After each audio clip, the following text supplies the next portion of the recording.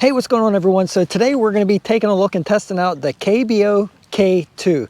Now this is their lower step version. They also have a K1, but what's awesome about this bike is that it currently is only $679 with my current coupon code. And if you buy two of them, you can get them for $599 a piece, which is pretty insane. But we're going to be putting this bike through its paces today, checking out the power of the motor to see how much power it has going up hills, see what kind of speed this thing has at top speed, and just see how it performs overall. And if you guys are interested in picking one of these up after watching this entire video and feel like that this bike fits all your needs and is right for you, I'll leave my coupon code down below, but my coupon will not work if you buy the bundle deal where you save $200. If you do use the link below, I will receive a small commission at no extra cost to you, but that's what helps support these reviews. And I want to thank you in advance if you do decide to use that link.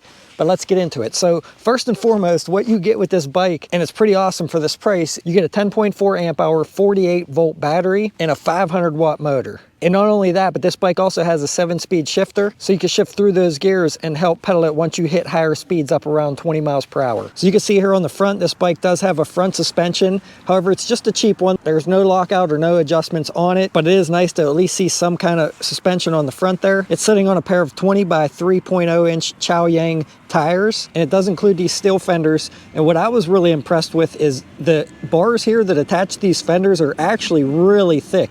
Usually you get like a real thin bar here and they tend to bounce a little bit easier, but this one has a super thick bar here to mount these fenders. And the rack on the back is aluminum. That's nice to see, which keeps the weight down. This bike is only 55 pounds with the battery, and without the battery it's about 48 pounds. So really nice lightweight e-bike. This is the blue color, and if you look real close, it actually has some speckle in it, which I thought was pretty nice. And the K2 low step version also comes in white, black, and pink. And then if you get the higher step version that has a straight bar up here, you can get green instead of the pink, but it also still comes in black, white, and blue. So the 10.4 amp hour battery is hidden in the frame here.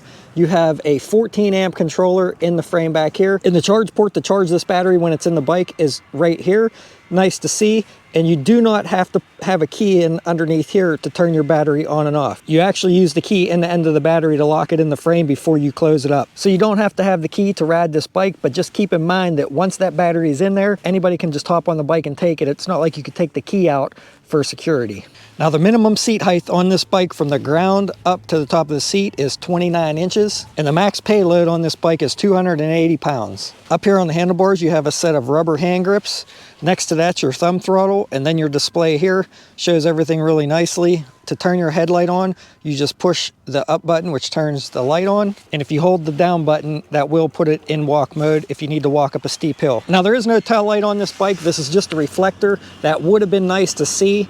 I mean, you really can't complain for the price, but I would have liked to at least seen that back here for a little bit more safety. Over here on the left side of the handlebar, you have a cheap bell and your 7-speed shifter, which leads down to a 14 to 28 freewheel in the rear, and it's using an entry-level Shimano derailleur. Coming up the chain, we have a 52-tooth chain ring in the front and a set of plastic folding pedals. And it does have a nice double-sided plastic chain guard on the front here to keep your pants nice and clean. And the handlebars fold down on this bike, and it folds in half for easy transport in back of a vehicle.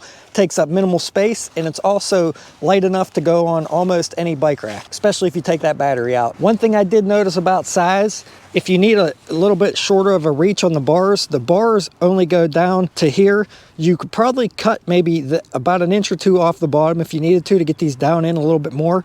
Don't know why that's like that. Maybe they expect people to want to ride with a higher reach, but that's just something I noticed. You could always cut the bottom off to get that down a little bit more. And one thing I thought that was pretty cool, when I took that controller out of there to see how many amps it was, each wire was labeled individually and told you exactly what it is. I've never seen that on any e-bike that I've reviewed yet. So if you ever have a problem in the future, you'll know exactly what wire goes to what, the brake, the motor, the display, all that, it's all labeled. So that was pretty nice to see. And assembly on this bike was really easy as well. It was pretty much all put together. The only thing I had to do was slide the handlebars up in, install the two pedals, and pretty much go over all the nuts and bolts on the whole bike to make sure everything was nice and tight. And I did have to do a little bit of brake adjustment on the front wheel. The back seemed like it was pretty good. But without further ado, let's hop on this thing, see what kind of speed it has, what kind of power it has, and how it performs. Thanks for watching. And if you find this video helpful, please consider subscribing and leaving a comment down below because it really helps my channel out. Thanks a lot. All right, here we go, everyone. Pedal assist 5, throttle only. Let's see how far we can make it up this hill with just throttle. And again, this is a 14 amp controller, 500 watt motor. So let's see how it does.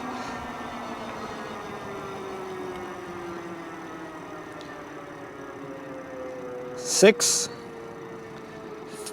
5, 4 miles an hour. Pulling me up though. I would normally not do this. I would normally start pedaling. It hit 3 for a split second, but it did pull me all the way up over 4 miles an hour. Well, 3 for a split second, but decent, not bad. For 14 amp controller, 500 watt motor, it pulled me up that with ease. Well, a little bit of pedaling would have been a lot easier, but it did pull me up.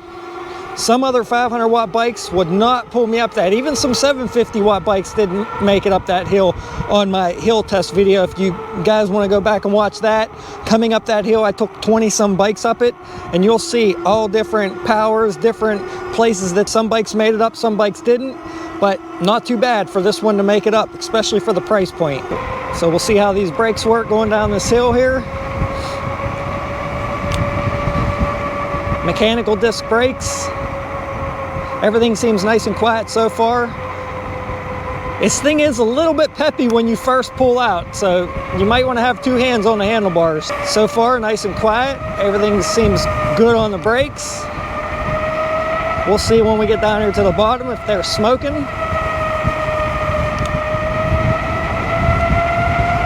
25, 26, well, 30 miles an hour there. Oh yeah, decent. Oh yeah, definitely decent brakes. Couldn't lock them up there, but I was using one finger on this, on the rear brake, but still stopped me pretty good. All right, here we go. Pedal assist 1. You'll see what I mean when it starts out. See, it kind of jerks you a little bit, just for a split second. So be cautious of that. But pedal assist 1 is a nice slow speed here. Looks like about 8 miles per hour. So that's nice. And what's awesome is this bike is not limited with throttle to your pedal assist level. So at any time, even in 1, you can hit the throttle and it gives you full power. So that's really nice to see. I like when bikes are like that. I hate when you have to shift up to pedal assist 5 just to get full throttle. Let's do some throttle only here. And I felt the motor cut. So this bike is going to be limited to a top speed of, I believe, around 20 miles an hour, but we're going to test that when we get onto a straighter stretch. And as of now, I don't know of a way to unlock it to a higher speed. If I figure it out later on, I'll put that down below in the comments. So I'm going to go ahead and start pedaling here. I'm still in pedal assist 1, but I am using the throttle. I'm going to go ahead and let off the throttle.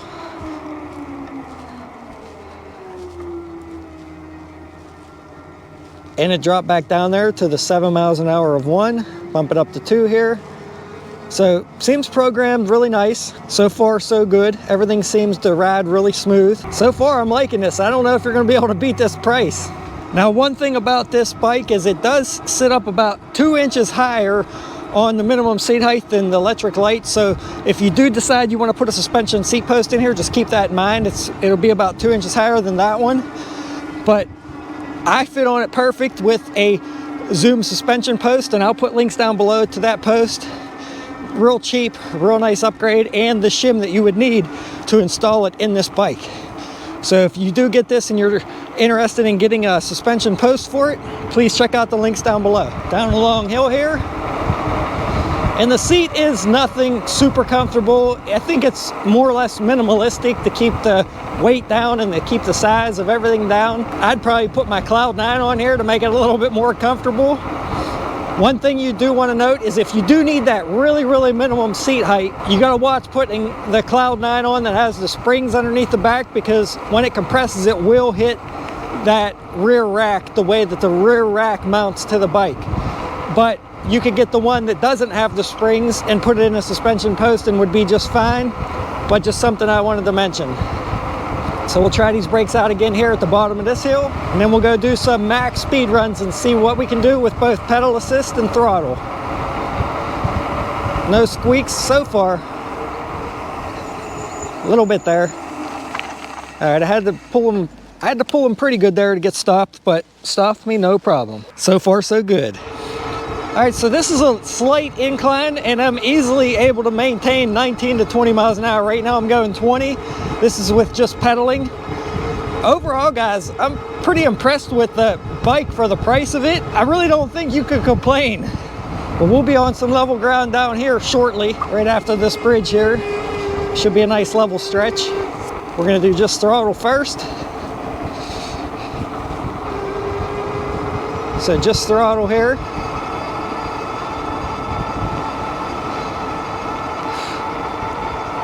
Looks like about 20 miles an hour. And it looks like the speedometer on the bike is exactly at 20, and so is my GPS, so that's pretty accurate. So 19 to 20 miles an hour. Now I'm gonna just pedal, see if we can get it up any faster. And I'm not really putting any effort into it. I'm barely pushing on the pedals to see what it'll actually do here. It looks like about the same, 20 miles an hour. So now let me start pushing on the pedals and see if we can get it up a little bit faster. And this is what you're going to be pedaling at max speed at 20 miles per hour. This is what your cadence is going to look like, so not too bad. Definitely nice that it has the gears that you can both get mechanical advantage up steeper hills, and also allows you to put a little bit of effort into it at higher speeds like this, because you'll get way more life out of your battery.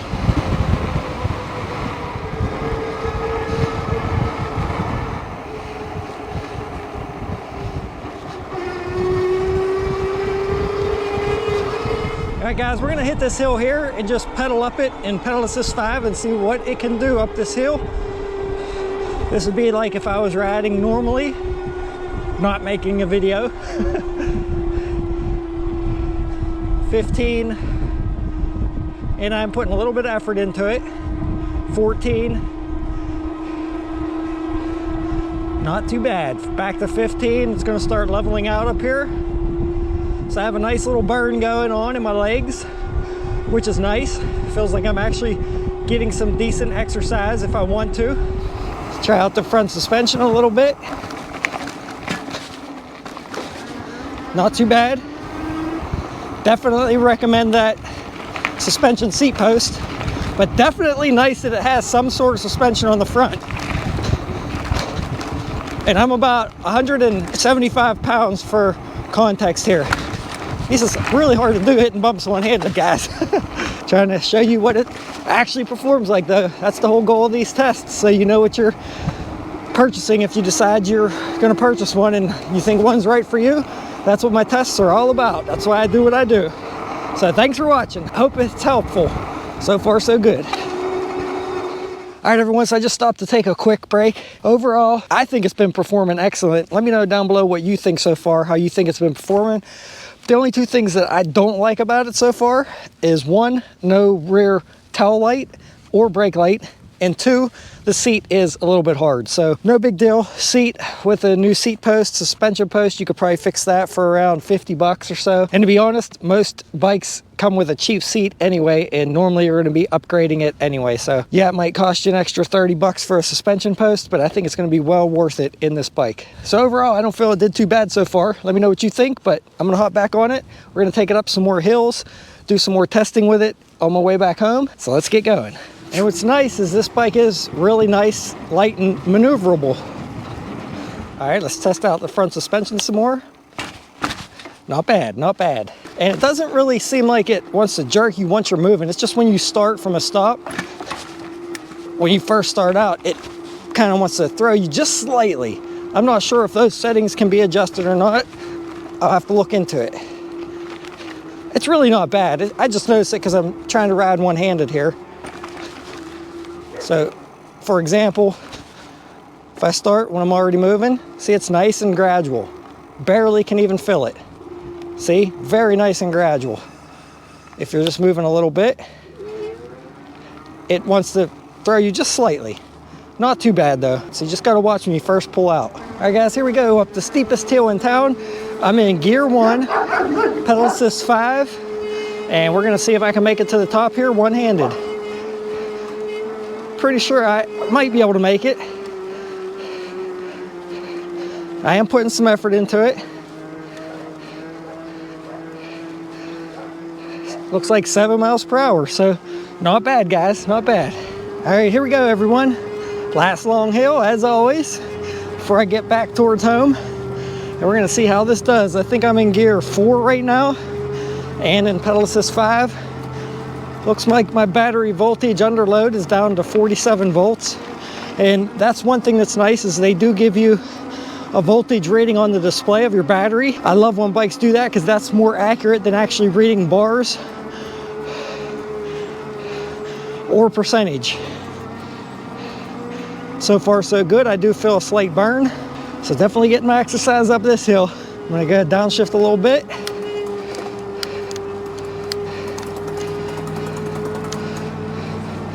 Here's gear 1, and you get good mechanical advantage here in gear 1.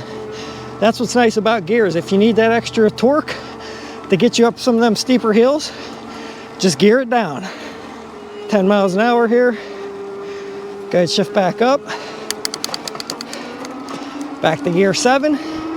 Ready for some higher speeds. Now I'll just do a little throttle only, take a little break after coming up that long hill. Whew. Definitely need a different seat though. This seat's pretty hard, my butt's hurting.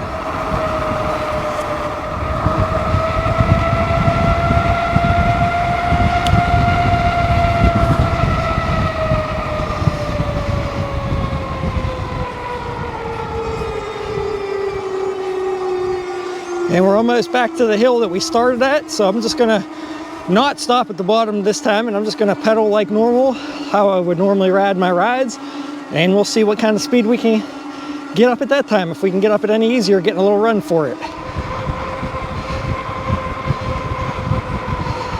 Starting here at about 22. I think it was what, like 3 or 4 miles an hour at the beginning. And I am in gear 7 here. Probably should be in a lower gear. I would normally downshift, but I'm holding a GoPro. 8 miles an hour, 7 miles an hour. So we did gain a few miles per hour, pedaling a little bit up that. All right, everyone, I think that's going to be about it. If you found this video helpful, please subscribe. Please consider using that link if you feel like this is the right bike for you. And if not, please check out some of my other videos, because maybe some of those ones are. Appreciate all of you, and I will see you all around on the next one. Thanks for watching, everyone.